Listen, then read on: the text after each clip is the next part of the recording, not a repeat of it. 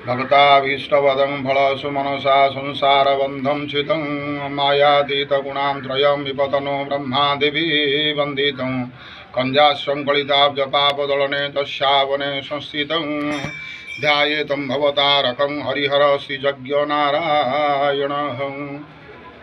ମୁଁ ଶ୍ରୀ ଆଲୋକ କୁମାର ତ୍ରିପାଠୀ ରାମଚନ୍ଦ୍ରପୁର ଶାସନ ଏଠାରେ ମୁଁ ଆଚାର୍ଯ୍ୟ ହୋଇ ପୂଜାପାଠ କରୁଛି ଏବଂ ଦୀର୍ଘ 5 ଦିନ ବର୍ତ୍ତମାନ ଚାଲିବ ଯଜ୍ଞ। ଆଜି ତାର ତୃତୀୟ ଦିବସ। ଆଉ ଶନିବାର ଦିନ କଳସ ଯାତ୍ରା କରାଯାଇଥିଲା।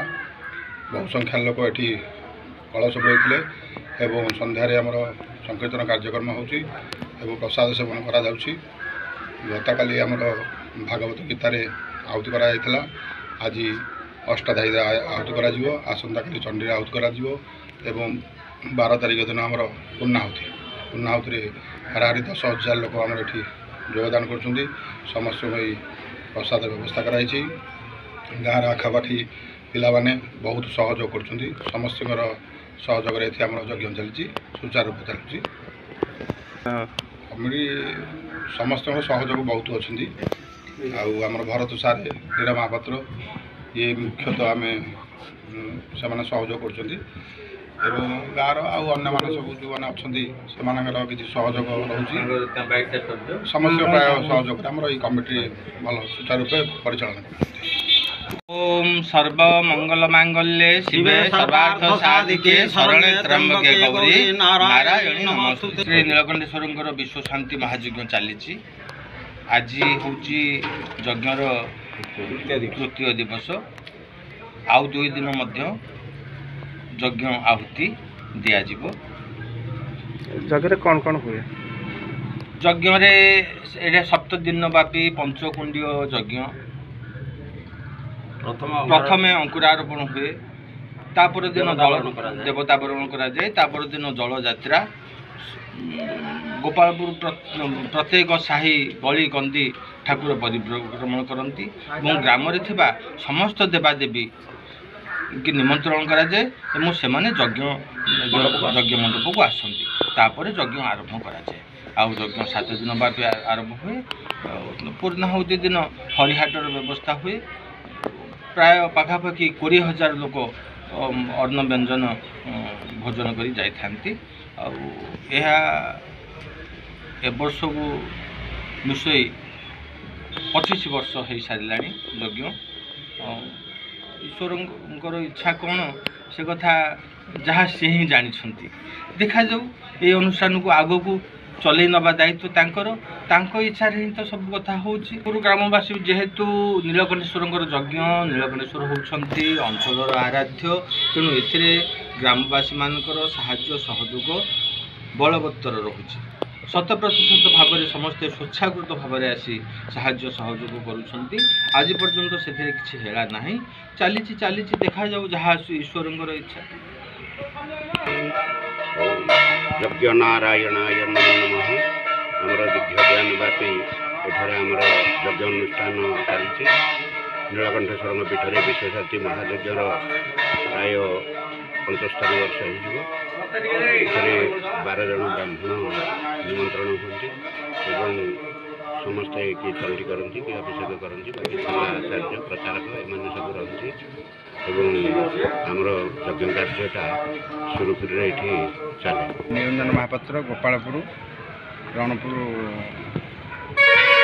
ब्लॉक ठाकुरंकर 7 मसीह आरंभ हो यज्ञ। है 18 वर्ष यज्ञ। 18 वर्ष है यज्ञ समस्त गोपालपुर बासी मान सहयोग कर यज्ञ चली। यज्ञटी सुरुखुरी सहयोग कर समस्ते कौन असुविधा होनी। ब्राह्मण मैंने आमर 13 जन ब्राह्मण आस 14 जन ब्राह्मण अच्छा। आमर भी ये 5टा कुंड रोचे यज्ञ भितर। तेणु लोकंर सब घी डाली चाउल समस्त दान होठी। से दान चली यज्ञ। आमर 7 दिन हो यज्ञ। अंकुरारोपण आरंभ करी विसर्जन पर्यंत 7 दिन हो। लोक मैंने आमर बहु झील मैंने आसिकी 100 लोक एठी जमा होती कलश यात्रा अंशग्रहण कर बाकी आमर कमिटी गोटे अच्छी कमिटी लोक मैंने आसुँच आसला माने कहार थी ये जाचंगा थी से चरु फरु ये दि जाऊँगी लोकंर आशा भरसा रोचे आम ये नीलकंठ महाजन पाखे तेणु ताकू लोक मैंने से जो आसिक मो ना भरतचंद्र साहू ग्राम गोपालपुर मु ये गोपालपुर नीलकंठेश्वर यज्ञर संपादक 2008 मसीह आरंभ हो आज पर्यंत चली कंटिन्यूसली 7 दिनिया यज्ञ ये 5 दिन आहुति करा जाए एवं यज्ञर कार्यकाल समय भितर भक्त मान प्रसाद बंटन करा जाए एवं शेष दिन पूर्णमी यार माघ पूर्णमी हूँ शेष दिन एवं से पूर्णमी पूर्णाहुति करा जाए पाखापाखि 10,000 लोकंर प्रसाद सेवन व्यवस्था एठार अच्छी लोक मैंने आसती श्रद्धार ठाकुर को दान दिखती एवं सुरखुरी बहुत गहल चहल मध्य ये कार्य संपादन होता है। प्रतिदिन संध्यार मांगलिक कार्यक्रम सांस्कृतिक कार्यक्रम आरंभ होता है तेणु लोक मैंने ये अनुष्ठान प्रति बहुत सदय एवं ये रही था सचेतन रही था।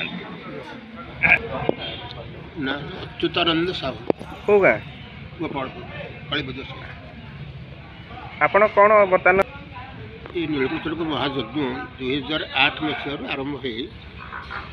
आरंभ चलती और 2017 मसीह में बसवार प्रथम थर पर बसवार सुजोग पाई प्रभुंर दया ये थर बसवाई कमिटी बताई प्रभुंक दयार मोर प्रथम थर बस मोर मनोस्कामना पूरण होती एथर मत खूब भल लगुच या पूर्व बहुत दुर्बल थी बस भावुली कि से प्रभुंर दया ठीक चली पार्टी कौन असुविधा ना जो भय कहती जे मुझे बसिले हूँ चली पारि ना झाड़ा लगे परिश्रा कि ना प्रभुंर दयार कौन असुविधा ना मत बहुत खुशी लगुच अर्थर बस